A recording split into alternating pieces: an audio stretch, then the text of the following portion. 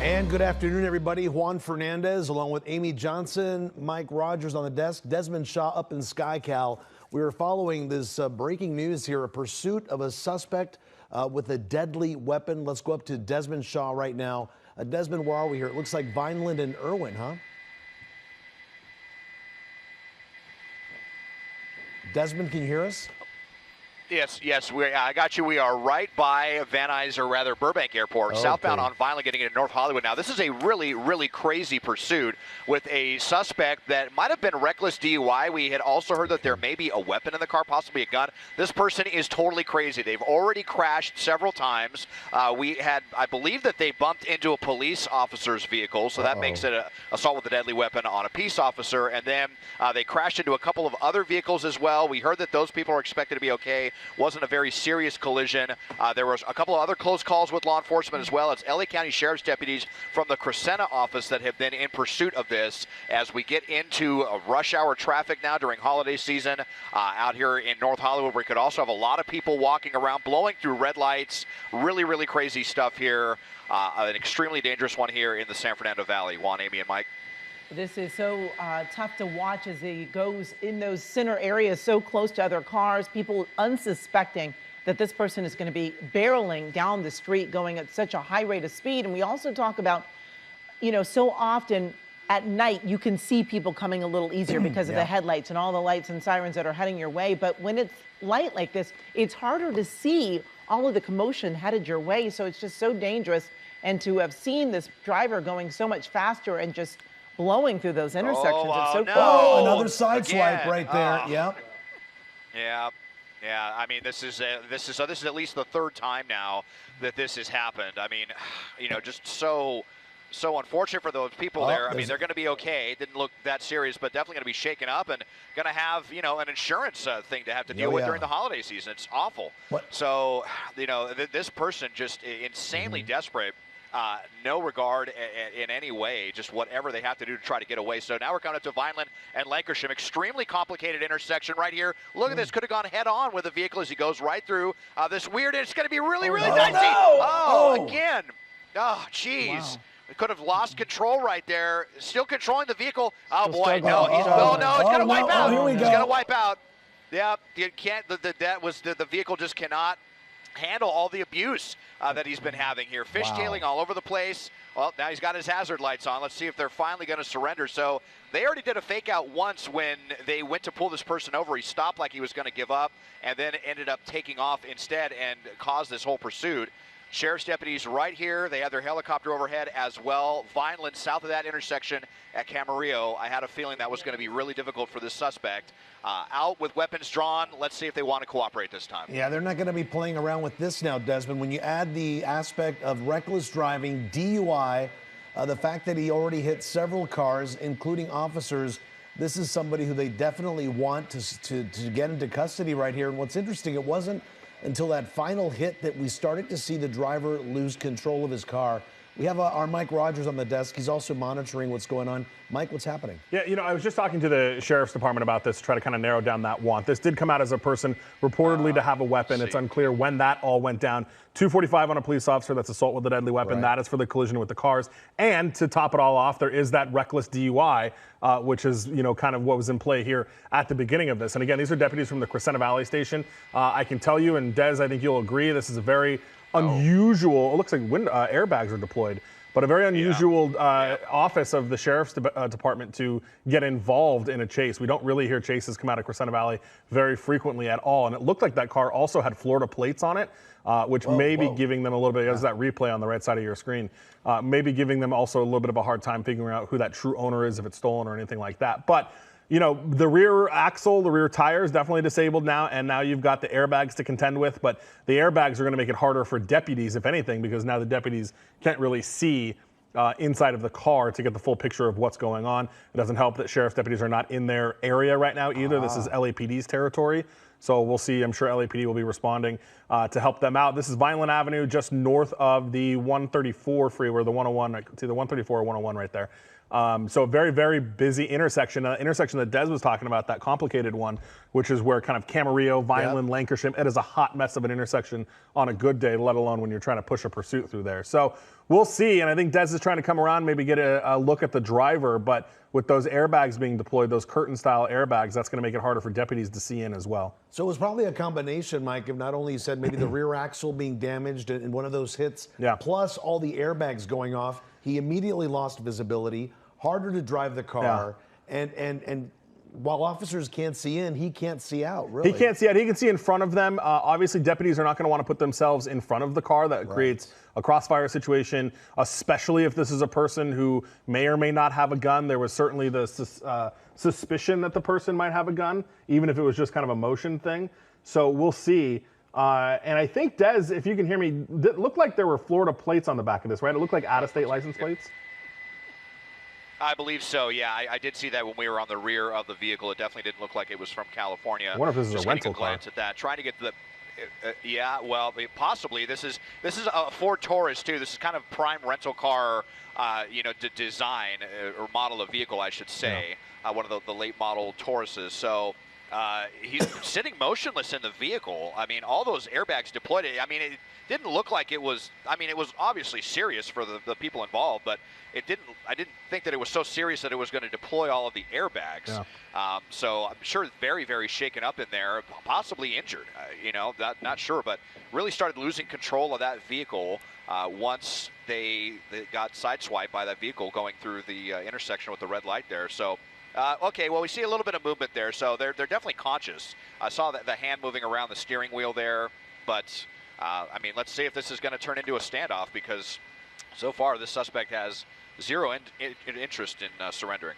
And before those airbags went off, Des, there was only just the driver in the car that you could see?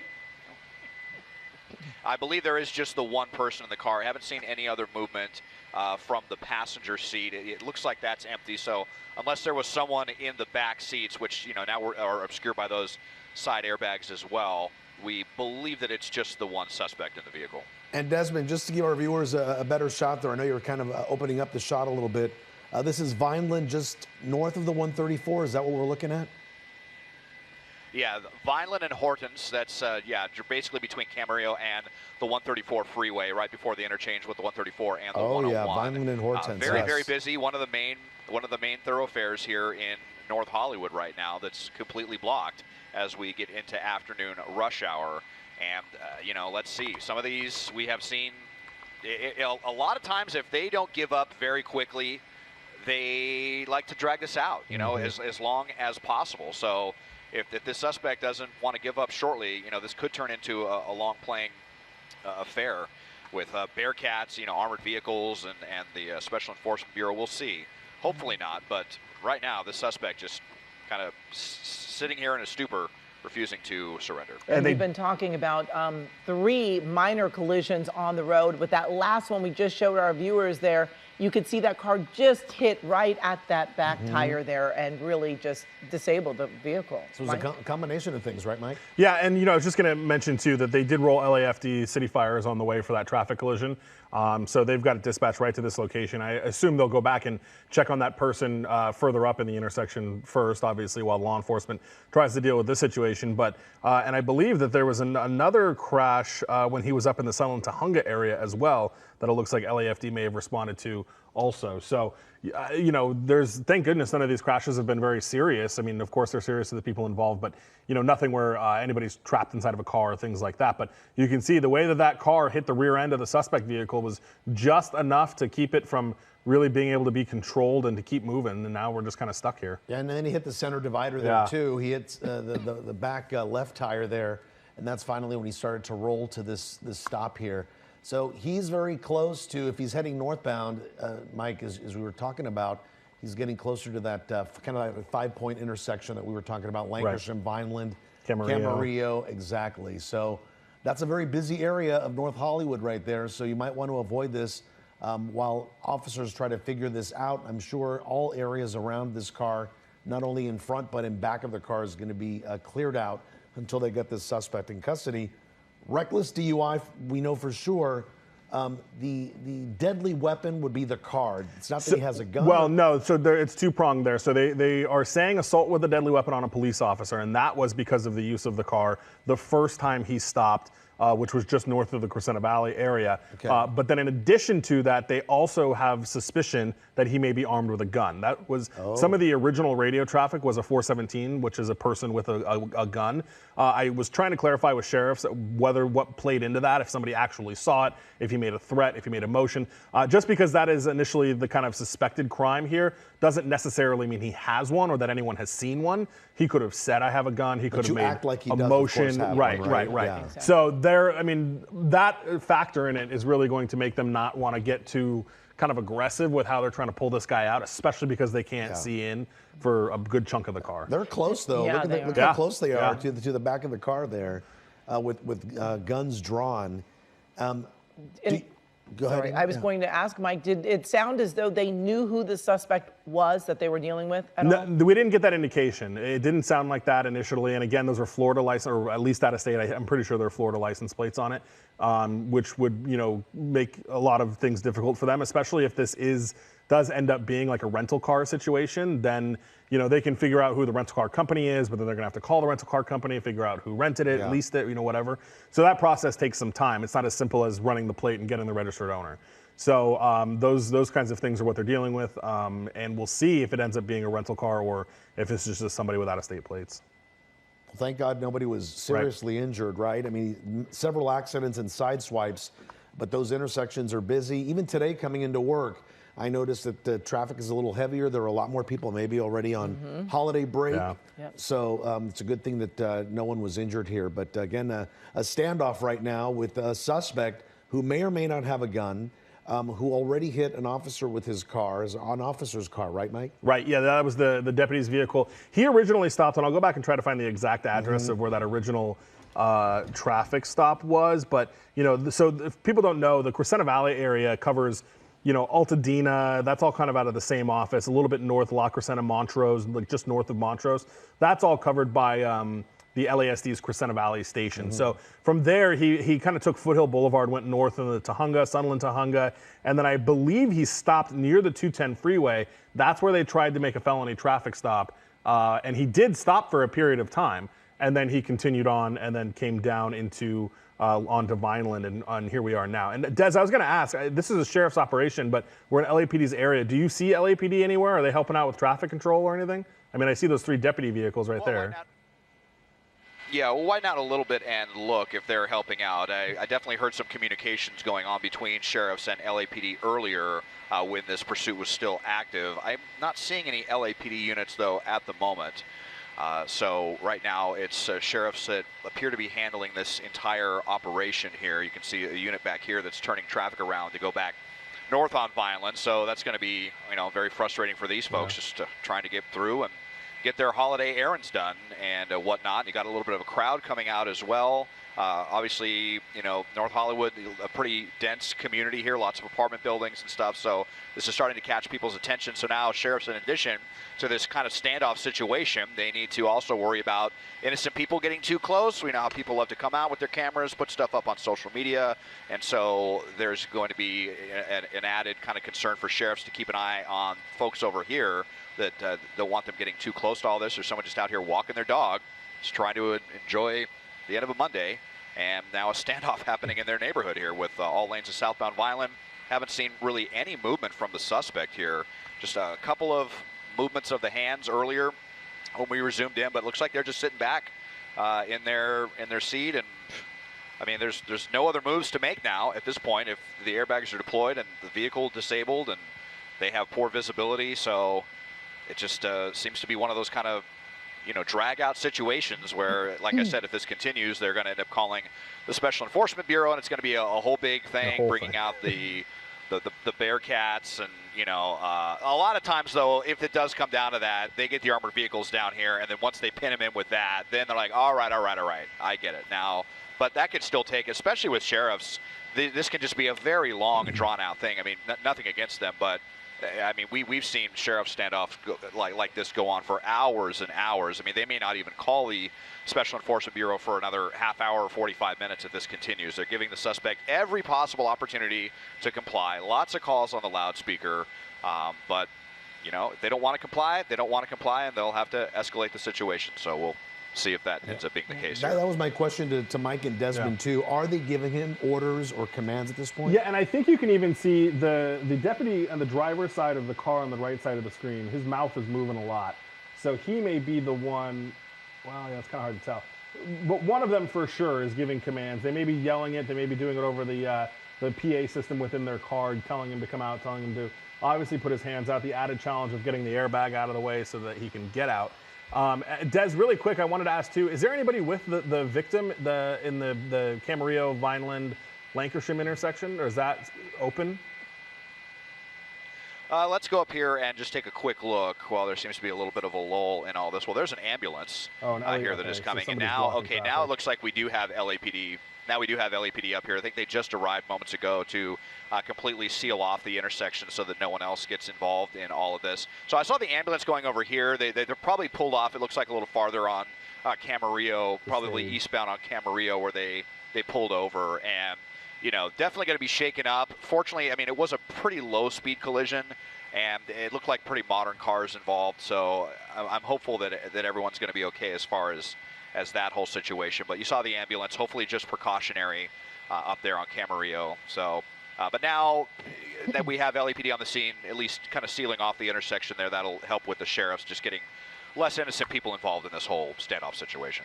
Absolutely. And, you know, we were talking about it a little earlier, Desmond. I mean, these airbags all deploying, and when you look at the car, you really don't see any real damage. We do know that the rear tire there behind the driver's side, it got hit by that one car as it went through the intersection, and that did, of course, cause that driver to lose control of the car. But when you look around the car, there's no major dents, no major damage to the car, yet all of those airbags came out. And we're showing our viewers again on the right side of their screen that car as it was going through that intersection, again in the center divide there. And once it gets into that intersection, that is when it was clipped right by that one car. And it hit right on that rear tire, and that's when we saw the tire start to shake, and they lost control, doing a lot of fishtailing there for a while. But that was the main damage, it seemed, to the car. Yeah. We're about to see it, I think, soon. But they're showing all of the reckless driving here that we've seen by this driver that was going extremely fast, and through that intersection, there's the side swipe, and and when he sideswiped the car, I mean, you can see that other car kind of hit the back tire. Yeah, Desmond, it could have been a lot worse. Yeah. Well, I mean, you know, if it would have just, it could have very easily played out where this person would have T-boned that innocent person, and that would have been, you know, catastrophic. Then we would have definitely seen, you know, an innocent person potentially getting seriously damaged, seriously injured, I should say.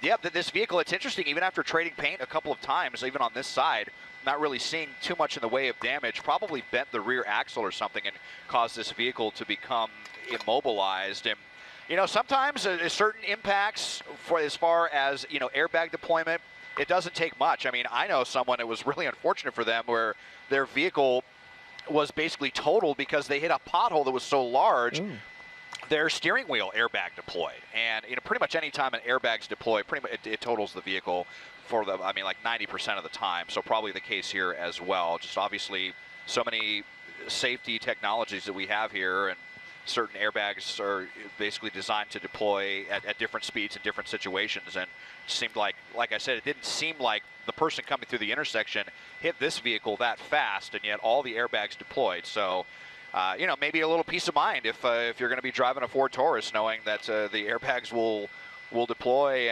and help you from being injured.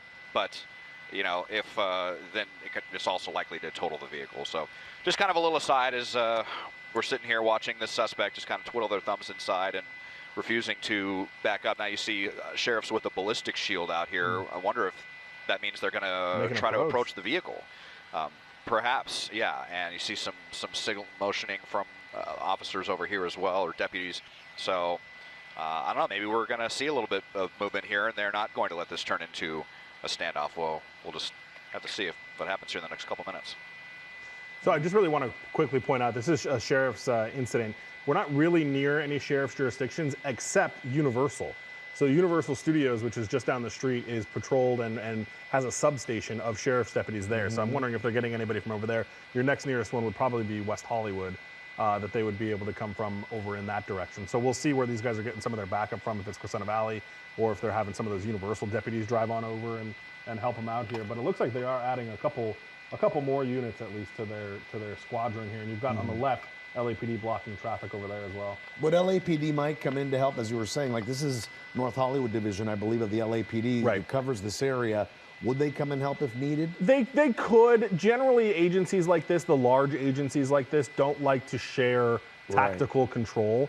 They'll have LAPD help them with traffic control and things like that. But when it comes to the tactics of we want to approach, no, we don't, you usually want one agency to be in charge of that, so that everyone's playing by the same set of guidelines and the same commands and same command staff and all of those different types of things that play into it. So West Hollywood sheriffs would have to come up and over the hill to get here. That would take some time. Yeah, I think you got West Hollywood sheriff. I mean, and you could pull, Crescenta Valley could come, shoot down the 134 and come over here and help out as well. So they're not terribly far, but your nearest probably couple of deputies are over at Universal Studios, and then after that you got West Hollywood. So this will take a while too to get them over to this location. Not far, obviously, just up the road, but then again, you might leave the Universal Studios area without law enforcement present there. All right, we're watching this unfold right now. This is on Vineland and Hortense, just north of the 134 freeway. We have someone behind the wheel here who was wanted for reckless DUI driving. We understand that he hit another officer with his car. There is word that he may or may not have a gun. We're operating with the knowledge that he possibly does have a gun.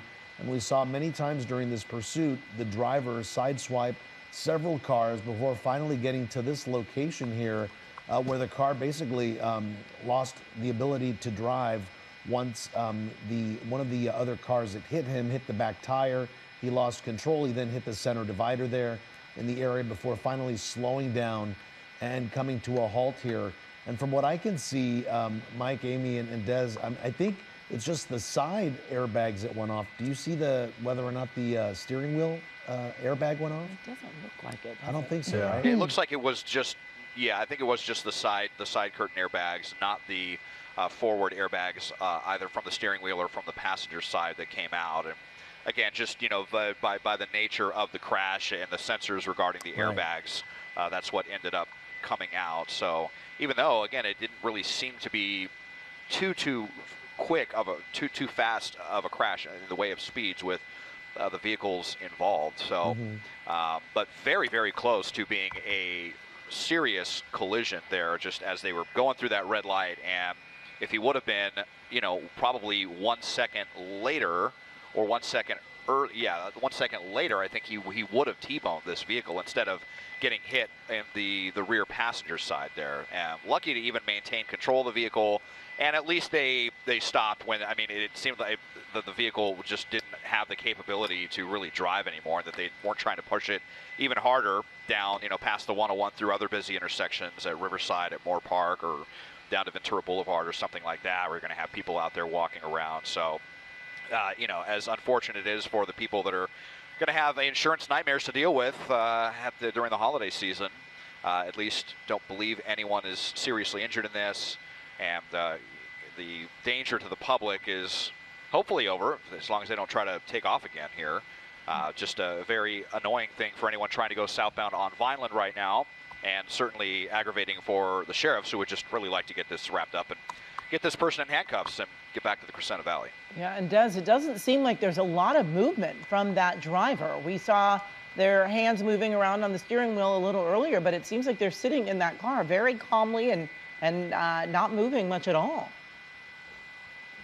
Not much movement. I saw him kind of bring his hands together almost in like a prayer type motion for a second, and then his hands went back down again, but not really able to see very well. Let me just try something here and see if I can seeing a little bit better. I mean, it looks like they're leaning all the way back in the car. It's hard to even. Oh, there's some there movement. we go. Seeing Yeah. a little bit of movement there. Yeah. Hands on the face. Kind of clasping yeah. his hands again there. Yeah. You know, is he on the phone with someone right now? Is he just kind of talking to himself? You know, could definitely have some mental issues going on right now. And, you know, this was suspected DUI, reckless DUI driving.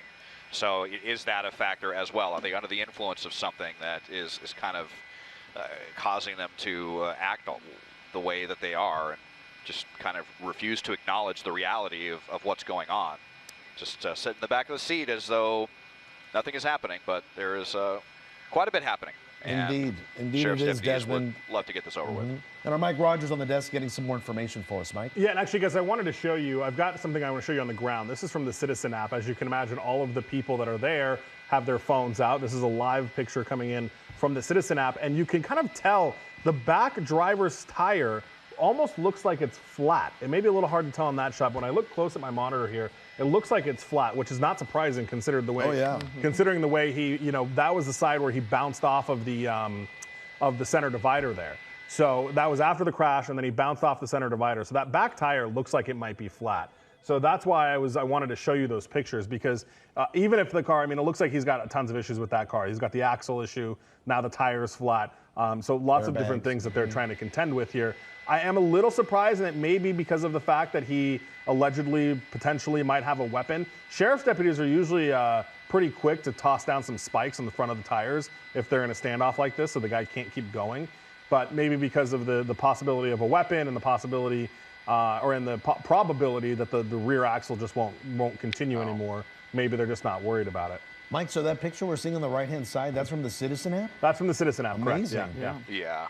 Oh, okay. Well, people are close to this car. They were able Right. to get in there and get some good images. And we can also see behind these cars, those other cars trying to get through. We just saw someone walk through that shot there. So this is a very active intersection. A lot of folks use this thoroughfare to get through. And, you know, almost 4 o'clock in the afternoon on a Monday, a lot of folks are out and about, as we were talking, doing some of that holiday shopping, just getting off work, running errands. And so now they're being diverted to other areas, but we do see people are relatively close to that intersection. They are close, just across the street from what's unfolding here. You see the sheriff's deputies. The officer that we saw with the shield, he's still standing there with it. I guess they're still trying to figure out what they're going to be doing next. And it looks like, Mike, I see some officers in what looks more like an LAPD uniform. You think they're doing traffic out there? Yeah, they are. They've got the ones that are further in the back. Those are the LAPD black and whites that are blocking off Hortense there. And then you've obviously still got the sheriffs right behind them. So, you know, that'll be the kind of the game that they'll run, is LAPD will handle all the perimeter stuff and, you know, and make sure that people don't get anywhere close to that. And the sheriffs will probably retain tactical control of the situation. What's interesting is they're not keeping any of these people away from the area. If this is somebody who's armed, you know, the camera there with the Citizen app, we saw a bicyclist with a GoPro camera on his head. Right. They're in the area. They're not being asked to stay too far away. So I'm wondering if officers are getting a better idea of what is going to be happening here, unfolding here, whether or not this driver is going to eventually give up. We did see him kind of clasp his hands, touch his face, look a little agitated from Desmond's shot there. And from Desmond's shot there, we can see they've already put yellow police tape across Hortense, so they don't want anybody crossing through there. And again, obviously, traffic is not being allowed to go either north or south there on Vineland. Well, and as you know about the valley, there's so many little inlets and outlets and a jillion different places for people to kind of access Vineland here. So it'll take LAPD a second to try to stop all of those different little spots where people can pop out and potentially watch this.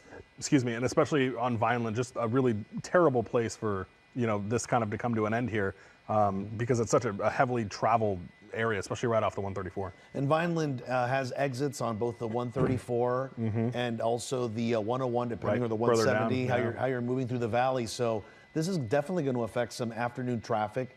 If you know someone who takes those exits, you might want to let them know to perhaps take Cahuenga. I know Cahuenga a little farther down. You can get away. Even Lancashire, you could take Lancashire and come up there. Or Cahuenga to get away from this trouble here, because no idea when this is going to come to an end, when the suspect's going to come into custody, and then there may be a wait for a tow truck to get this car loaded and taken away. Right. I was also going to ask Des, Vineland closed on both sides, right? Are they shutting down the off ramp there at the 134? Oh no, that doesn't. You can't get off there. Oh yeah, you can. Yeah, there is a on-ramp here, I believe, for westbound to go to the 170, if I recall. But yeah, they have northbound traffic shut down here as well. So there's LAPD lending assistance there at Riverside Drive. So basically closed between Riverside and Camarillo now in both directions, right there. And but you know, you do actually. Lancashire is a pretty good alternate around this. Fortunately, because you have these two major streets that run right next to each other here, not seeing too much in the way of like a traffic backup at the moment. Here you can see the LA City Fire, so that might be one of the vehicle that was involved right there.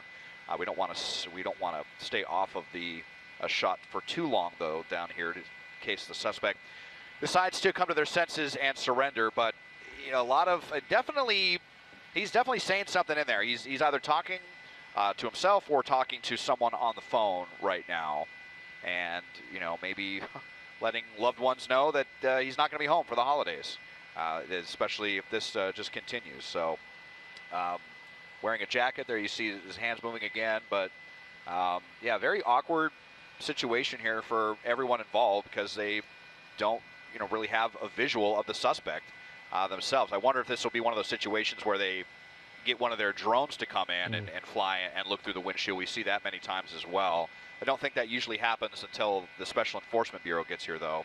So, had the ballistic shield out, but now they're putting it away again. I'm highly doubtful that deputies are going to try to approach the vehicle, especially if there's reason to believe that there's a gun in the car.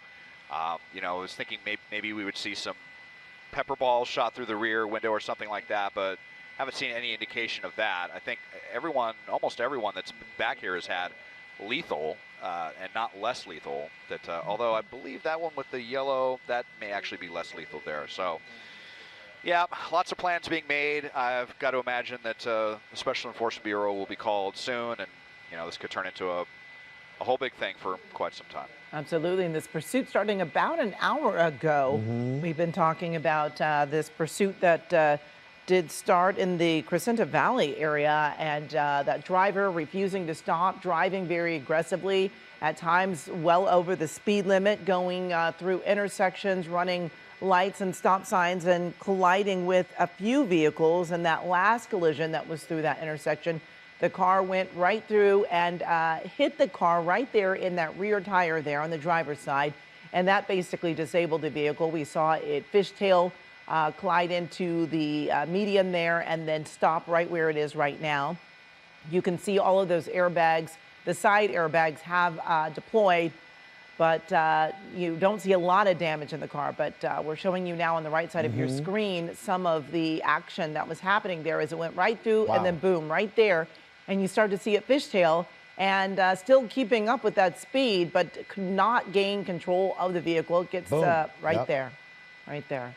Real quick, guys, I was just talking to the Sheriff's Information Bureau, Deputy Cerna, over there to narrow down a little bit more about the want and where we're at right now. So the want was originally what they call a reckless deuce. That's reckless/DUI. Okay. During the course of the chase, that is when the chasing deputies mentioned the gun. Now, it's unclear if those because obviously the chasing deputies are still trying to get this guy to surrender, so nobody's really talked to them yet. But at some point during the chase, that's when the gun was mentioned. So whether he motioned for it, whether they saw or thought he was reaching for something, that's where that whole aspect of it played in. Then you have the collision with the deputy's vehicle, which made this assault with a deadly weapon on a police officer. So the original charge was just a reckless DUI, and he has certainly elevated the things he could be going to jail for this afternoon by this chase. Now, additionally, they also told me that the Special Enforcement Bureau is responding. So again, Special Enforcement Bureau is the sheriff's version of a SWAT team. Those are the tactical deputies. They'll respond with the Bearcats, with gas if they need to, and they'll take it that route. So those guys now, those patrol deputies are certainly still, I'm sure, yelling commands, trying to get the driver to give up, but the Special Enforcement Bureau of the Los Angeles County Sheriff's Department is responding as well right now. And I'm wondering who's handling the other people who were sideswiped or hit by this driver. Like, what do you do in a situation like that? Do you head to this location to try to talk to an officer? Obviously not, right? Because they're busy with this. Like, what do you do? Yeah, a lot of times I mean, you know, unfortunately, one of our web producers dealt with that, where he got sideswiped during a pursuit, and you know, you give your information to the cops, you file an insurance claim, and it's just like any other kind of collision. Unfortunately, it's that painstaking process. And you know, if this is a rental car, then hopefully the rental company's insurance will deal with it. But you know, a lot of times when we're dealing with these suspects, they don't necessarily have insurance on these cars. Correct. So then your insurance kind of gets stuck with it. It's a real headache as he's drinking a bottle of water or drinking something there, Des. Yep. Yeah. That's the most movement that we've seen in some time here. But yeah. I mean, you know, it's pretty exhausting just sitting here, refusing to surrender. And that's another thing that always just kind of blows my mind with these suspects, how they could just sit here for, I mean, gosh, we've seen standoffs go for 4 or 5 hours, and you're wondering, like, don't you need to go to the bathroom? Like, aren't you hungry? Aren't you thirsty? I mean, this is just going to end the same way no matter what. You're going to make it as uncomfortable as possible for you and as aggravating as possible for law enforcement. Just never understand what is going on. These people just refuse to acknowledge the reality of how this situation is going to end. You know, I mean, we have obviously seen quite a few suspects in recent years get away, at least in the short term, but this is not going to be one of them. They're surrounded from on the ground and in the air, and you know, a ton of law enforcement. There's really no hope for this person of getting away. So perhaps just running out the clock, like so many of these suspects decide to do, just to keep this going as long as possible to avoid the handcuffs. But you know, if they're going to wait until the Special Enforcement Bureau gets here, they could definitely be in for a very rude awakening, because at some point the sheriff's deputies will use what they call hot gas, which is not only very painful to your eyes and your throat, but to your skin. It actually gives, you know, the burning sensation on your skin. It's a really, really awful thing. And so is it really worth dragging this out for another hour or two to not be in handcuffs, as opposed to ending up in handcuffs and having some extremely irritating and or painful things done to your body and your respiratory system? Just never understand with these suspects why they just want to drag this out the way they do. So here we are at a standstill at almost 4 p.m. You're watching an earlier version of KCAL News at 4. We've been at this pursuit here for quite a bit now. My question is, Mike or Des, maybe you know, or Amy, can you still open the driver's side door after the airbag has deployed? Because my guess is maybe they are giving him commands, and if he can't open the door, that would be a reason. If he doesn't want to open a door, that's another. Yeah, I'm pretty sure that the door would still open, right? Because those airbags are like in the B pillar up above the window. I believe that's usually where they're installed. And you know, once the bag deploys, I mean, you should just in theory be able to kind of move it aside and open the door. So I don't believe that would be a legitimate excuse for the person, or you know, if they could roll down their window or say something, but we haven't even seen a window come down or anything. So my guess is he doesn't want to really come out kind of the of car. Well, and he's certainly not trying. I mean, sorry, Des, go ahead. No, go ahead, Mike. I was just going to say, those airbags aren't tethered to anything at the bottom. He could certainly lift it up and look out the window if he wanted to, or try to have some communication with deputies. That just doesn't appear to be what he's interested in. He could also flip his head around and look at them through the back window, because the back window is unobstructed. And you guys, I just wanted to share with you, because I think the average kind of viewer, or the average person that is could find themselves in this situation is not the person that's behind the wheel, but the person or the people that have been sideswiped throughout the course of this chase, and just kind of what a nightmare that is. I got permission from one of our colleagues, Matt, who dealt with this. He was sideswiped by a suspect on the 101 freeway during a CHP pursuit. In that situation, that suspect got out of the car, was taken into custody. He still had to wait on the side of the road for 2 hours, but because law enforcement's got to finish their investigation with the suspect before they'll come deal with everybody who was involved in this. And in this situation, we're in a standoff, so that person's waiting forever. And then that person didn't have any insurance, the suspect that hit him. So, you know, Matt had to pay his full insurance deductible. And hang on one second. All right, everyone, this is KCAL News at 4 o'clock, and we continue to follow breaking news. You're seeing it right here. A wild pursuit comes to a crashing end. Here we're going to show it to you again, and a standoff continues here in North Hollywood. This is that intersection where that car then hits it.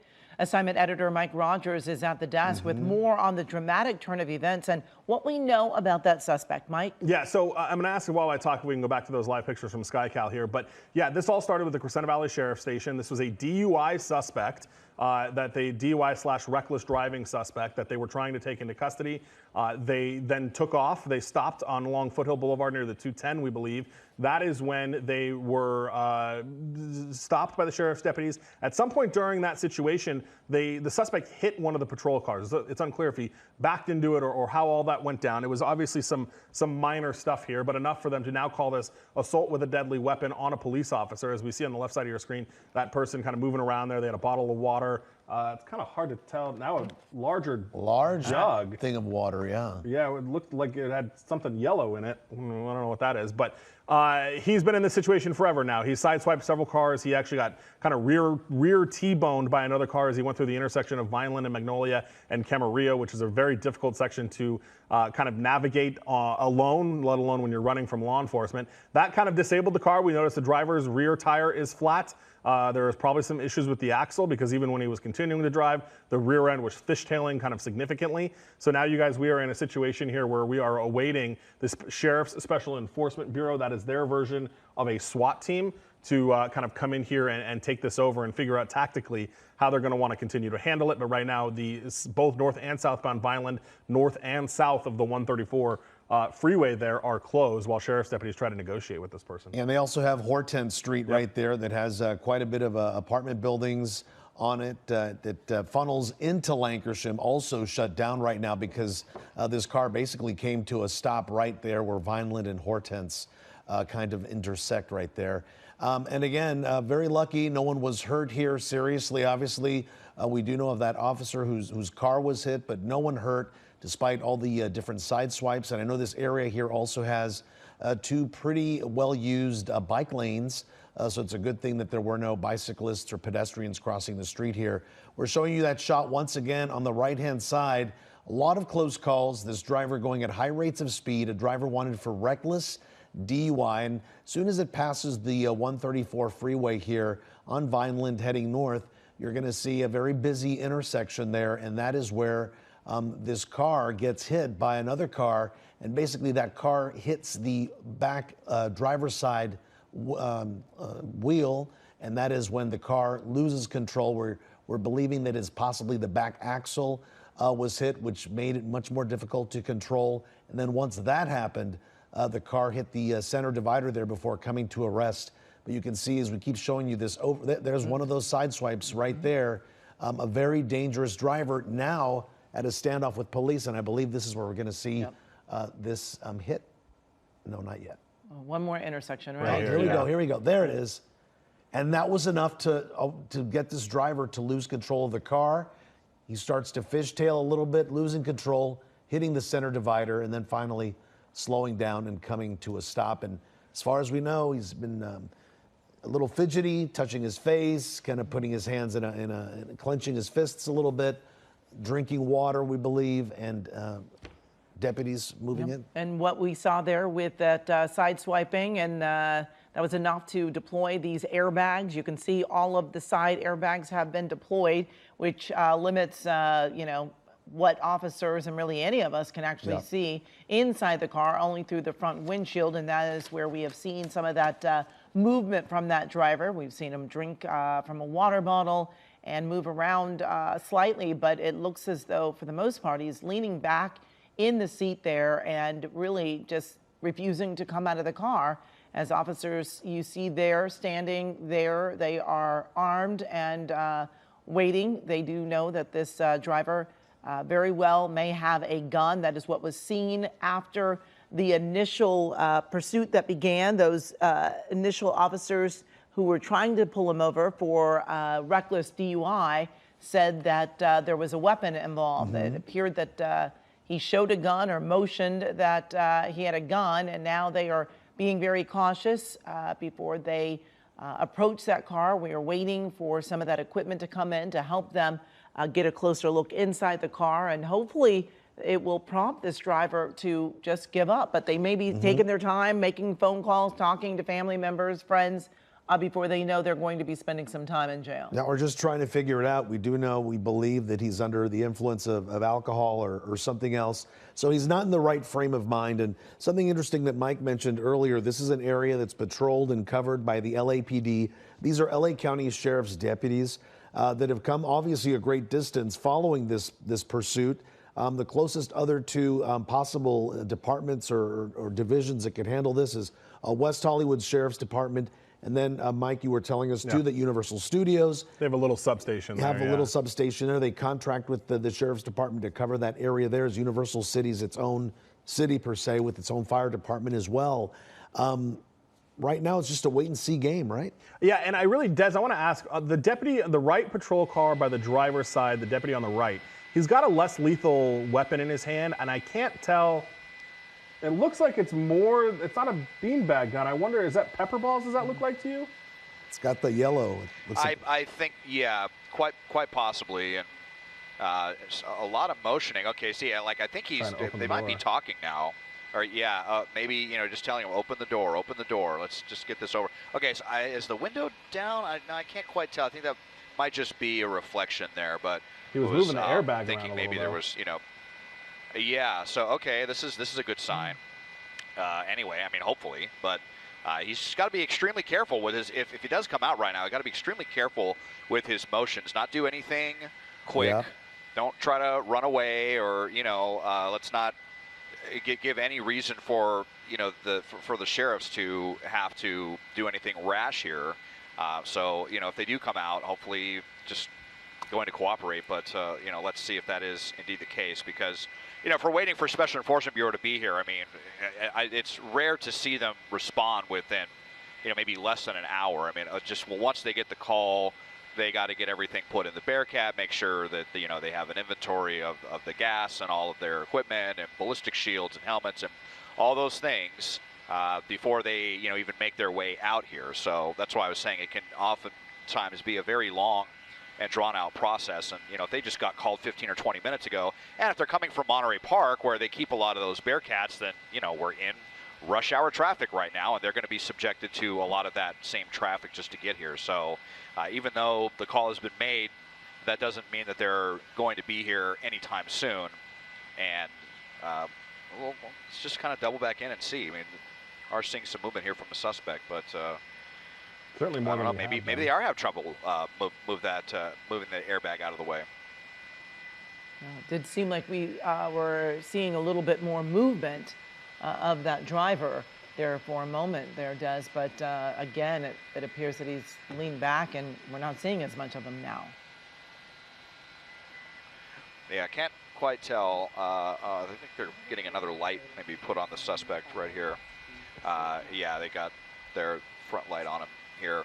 By the way, the helicopter had to leave because they've been on the situation for so long that they were starting to run low on fuel. So they have left. They do not have any air coverage at the moment. They did say that they'll be back, so they're going to go get some fuel, probably just over at Burbank Airport right there, I would imagine. Just a stone's throw away from here. So, yeah, I mean, they've been in this, kind of tense motion here with their weapons drawn for quite some time now. Yeah. And just trying to get this over with, but there's just no budging yet from the suspect. Can the less than lethal break through a car window? Yes, it definitely can. We've seen it in the past before. A lot of times they might shoot like a beanbag through to break the glass then shoot some pepper balls in after. I'm not sure if the pepper balls themselves are capable of shattering or breaking through the glass, but here we're seeing some movement there again. Well, there's two types of weapons. Suspects so far. There's two types of weapons that they have. The less than lethal. One's a little longer. They both kind of have a yellow coloring to them. One's a little shorter, and the other one's a little longer. So maybe one is a big bean bag, and the other one is the pepper balls that you were talking about, Desmond. Well, looks like he's smoking something. I think maybe a vape. Yeah, it might be on a vape there. And then he's got whatever that liquid cylinder is in the passenger seat that was yellow. I mean, maybe vinegar. Not sure what that was, but so yeah, just again, still just content to sit here and what is the end game here? What is your plan really? Just gonna because if he just continues to ignore the reality here, like I said, it is not going to end well for the suspect, and he'll be in handcuffs either way. Yeah, just delaying the inevitable. That's, really what it is. And, maybe having a last smoke of whatever and maybe making some phone calls, just knowing that these are going to be things that he won't be able to do soon enough, at least not as freely as he would like once taken into custody. But certainly dragging this out, this pursuit actually started more than an hour ago once they were trying to get him to pull over. He was leaning a little forward there. Kind of looks like he's talking. His hand on his face, yeah, right? I'm trying to see, does it look like he's holding a phone up to his ear? No, he's like putting, okay, so there's his hands, put together again. He's got sunglasses that he's taking on and off. He's wearing a beanie. Looks like a little heavier of a jacket that he's got on as well. I did just see a second ago when Des was looking at the, he's moving the airbag, yeah. Kind of looked like he wanted to, but I mean, is he actually having trouble getting out here? Huh. Kind of curious. That's my thought too. I was wondering if you can or can't open, but as you said, Desmond, these airbags are usually in the frame on the inside of the door, right? Not on the actual door, so the door would be able to open up. Yeah, it should be able to open right up. I mean, there was no damage done to the door that would prevent it from opening. I would have to imagine that just any basic kind of safety protocol that if there's no damage really to the door itself, that they should be able to open just fine. Or he could at least roll the window down and climb out of the window or something. Yeah, definitely. But yeah, we haven't seen the window come down one time that I could see. Took the sunglasses off and put them back on. A lot of chatter going on. If he's talking to someone through the Bluetooth connection in the car, or just talking to himself, or has someone on speakerphone. I haven't seen a phone yet in his hand. Reaching around in the back again. Looks like there, I don't know, might be some plastic bags or something. That makes those deputies so uncomfortable when he's doing that. Yeah. Yeah, totally. That's what they, and I'm not even sure what they're, probably not even able to see any of this. I mean, probably have to imagine there's someone at, probably the watch commander, someone who's probably watching our feed and relaying whatever we're showing to his deputies on the ground. But reaching back and grabbing something and got it in his hand. And it's going to be harder to see after sunset, so I'm guessing they want to get this wrapped up before that happens, and we're not too far from that. Gosh, we're into the shortest days of the year right now. I'm showing sunsets at 4:45. So, okay. Peering through, looks like maybe he just lifted the airbag up and is looking through the window.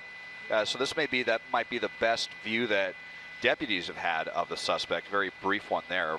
That he's lifting it up back there with the less lethal. Got a little peekaboo there from the suspect, but and now they're exchanging words, and just so frustrating for them having to deal with this. Mike, you were saying that the sheriff deputies usually act a little quicker. Maybe a reason why they haven't done so, or is it? Well, if they've got that reason to believe that there was the weapon involved, I think the sheriff's deputies, CHP we've seen for sure go in there and rip somebody right out of a car. Sheriff's is not too far behind that if they think it's safe enough to go and kind of yank the person out if they do. But there's so many things working against them. Visibility being a huge one. They can't see through the sides. I believe they should still be able to see through the back. There shouldn't be any airbag obstruction through the rear window, but not being able to see right through the side of the car, the fact that they think he may have a weapon involved as well, even though the want was, the original want was fairly minor, right? It was just a potential, I don't want to say DUI is minor, but that's not a violent crime, that's not a robbery, that's nothing like that. So to escalate this from potentially reckless driving or DUI to now they think you have a gun and you've allegedly assaulted a deputy with your car, to felony evading, and now you're in this long standoff. There's obviously got to be something else going on here that this person is not interested in giving up. And several hit and runs, right? All these are considered hit and runs. Right. When you don't stop and you create an accident. I think at least, 2 or 3 that we saw, and I think there were some more even before that. I think there's 3 in all. Right. Yeah, just kind of hunching over the wheel here and back and forth, and Yep.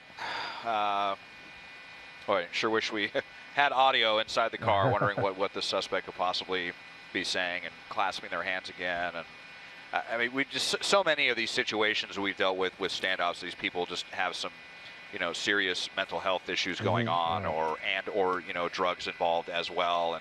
And the fact that this was suspected DUI in the original want that helped initiate all of this. So just never really know with these people. But if it's just going to sit here and wait, hopefully once the Bearcats arrive, and they'll just come drive right up here and pin them in. They'll probably just come right up to the hood of the vehicle and just make contact with that big, intimidating vehicle. And so many times that will, shake some sense into the suspect, and they'll say, all right, I'll put my hands up, and they'll come out. So, but that could still be a bit before we even see the Bearcat arrive. I imagine that they are kind of stuck in afternoon traffic right now, especially if they're coming from Monterey Park.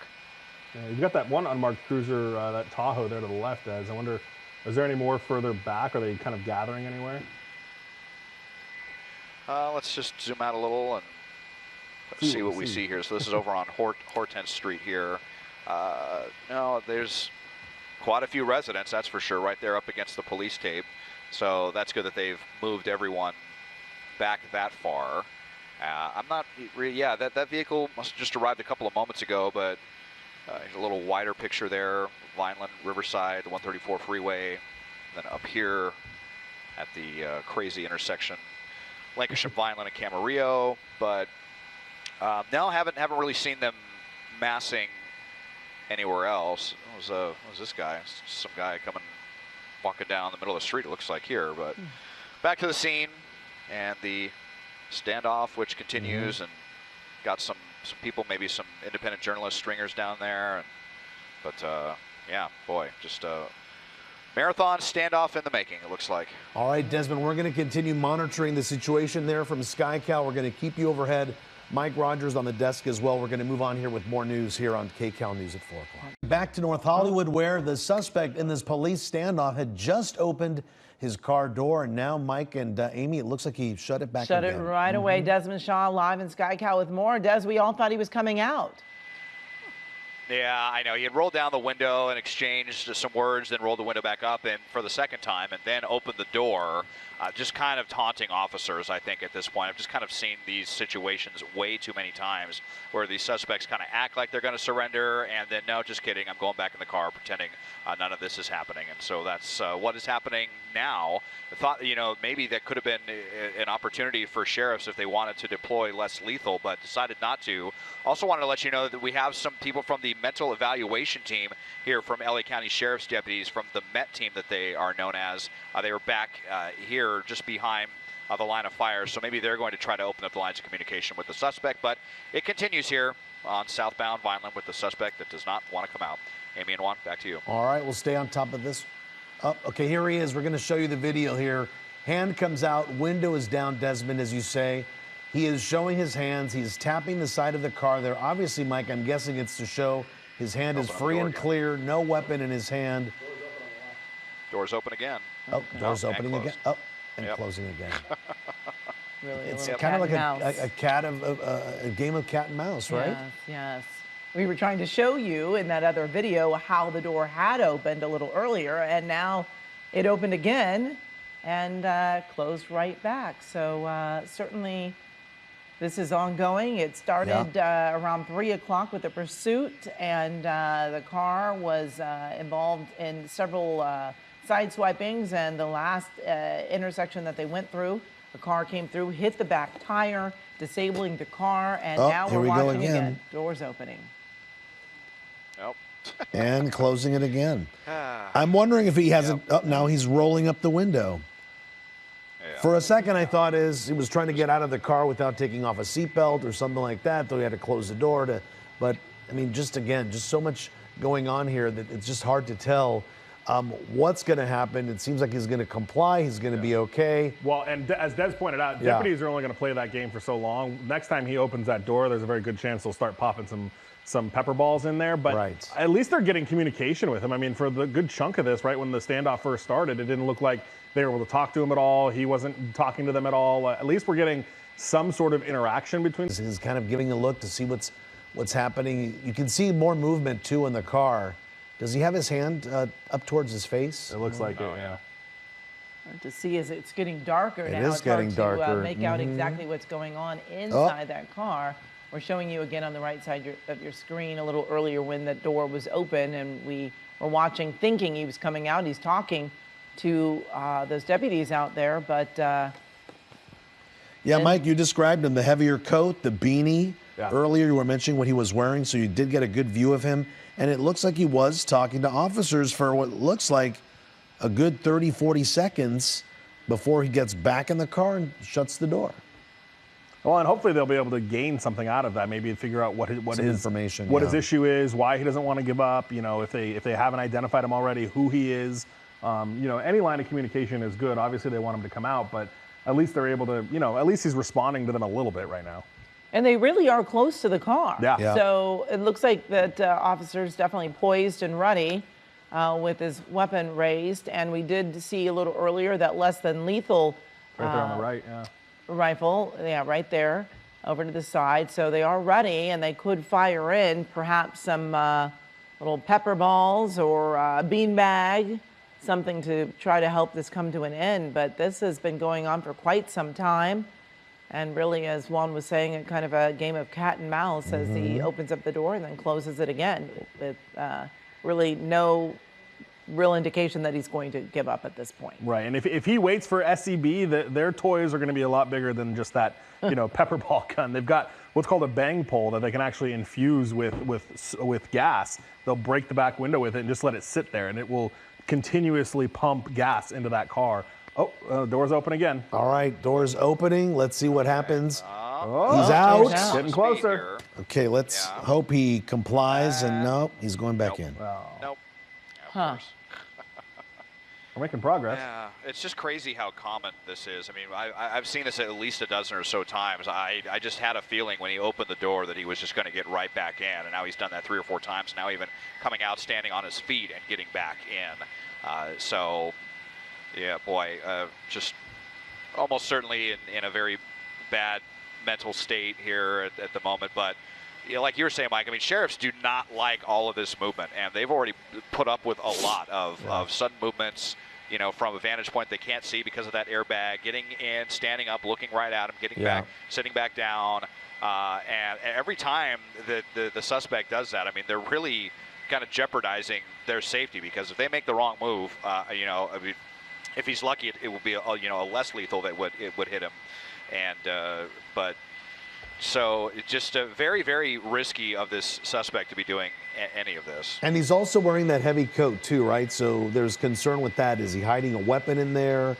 What can he hide in there? So it does just another element that officers have to continue looking for and watching out for as we continue to follow this suspect here, this pursuit suspect, basically holding LA sheriff's deputies at his standoff. And I really thought once he stood up and outside the car, he wasn't sitting down.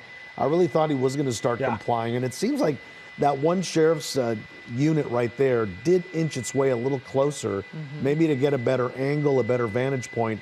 As you were saying, Mike, look, he's got that less than lethal weapon, what looks like a rifle type, a longer long gun, just pointed at the vehicle. If he does open his car again.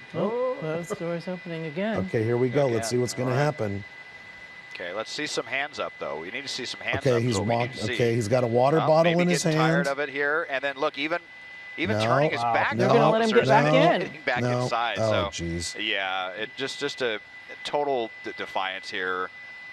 Just trying to be as aggravating as possible to law enforcement, it seems. But I mean, what is otherwise the point of that? Even, I mean, that was the biggest psych out yet. Even coming up and then turning his back to officers, and they were ready to make the approach. I mean, 5 more seconds, and I think they would have run up and get him into handcuffs. And so it's just. So does this become the breaking point? How many resources can get? Yeah. He's really just toying and look at how many resources get tied up because of all this going on, you know. And then we've got a couple of Bearcats that are going to be coming out and traffic to come out to this whole thing. We've got a major thoroughfare in North Hollywood shut down now for what, about an hour, and Also, this suspect can just kind of play these games with officers.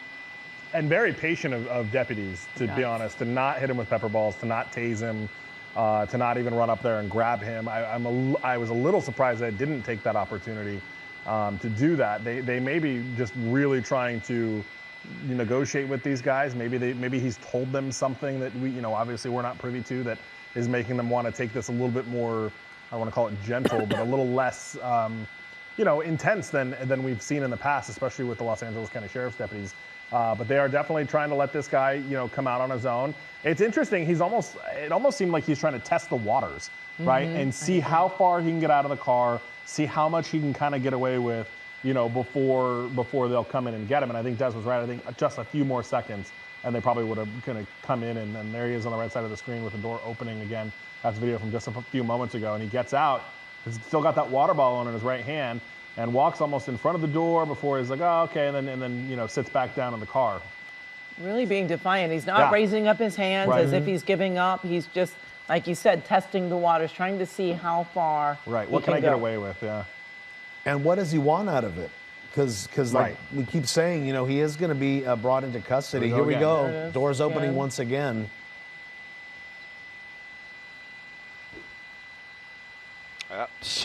Oh my goodness! I mean, I don't know what he expects. But they're ready to make the approach, and they're being very patient. This guy. Yeah. It is actually very, very, very surprising and very restrained of the deputies to have not taken more drastic actions now at this point, even if it was just pepper balls against the windshield or anything that could maybe shake some sense into this suspect. But the head games continue, opening the door, closing the door, getting in, getting out, getting in, getting out. And so I don't know how much longer are these games going to go on. So Des, I mean, you and I have seen fake outs a lot on chases before. I don't know that I've seen fake out, get all the way out of the car, walk around, and come back in very many times. Have you?